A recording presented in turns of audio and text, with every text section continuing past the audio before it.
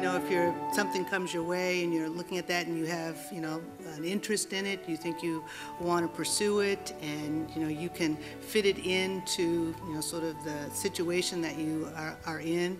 So if it's, something close by, or if it's something far away, and that means you've got to pack up and move, and so do you have the finances and resources to do all that and make that move? So, those things, you don't take it without, looking through to see really, what kind of supports and so forth that you have.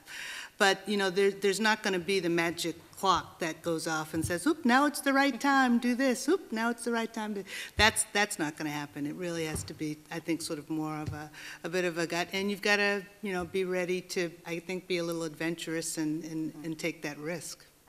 I was teaching 5 minutes from my house. I loved my job, 7 years I'd been there. And then my son's college roommate was murdered. And it was an earthquake in my life. And it made me have a year of reflection. What am I doing? Am I making a difference? And at the end of the school year, I quit my job and I went into the inner city because I thought I'm not making as big a difference as I want to. And my life came alive. And I tease with my former students, I'm parallel parking, which I hate. I'm driving on 76, which is a nightmare I hate. I'm in the hood, which is tough, and I've never been happier. But it took a tragedy to put me on that different path. So I think we just have to be open. I wish we could see into the future, but our journey and our career paths are all forks in the road for many, many different reasons. I just want to get to know people. I just find people to be very interesting, and I think if you approach it like that, then it's not a chore. And you very well could be very calculated about it.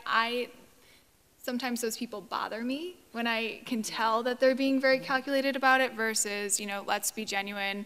I think one thing that I always try to do is when I'm in the Chicago office at Huron, at least once, twice, 3 times a week, try to go out to lunch with different people, lunch or coffee or whatever it may be, just to learn about what they're doing, learn about where those connections are.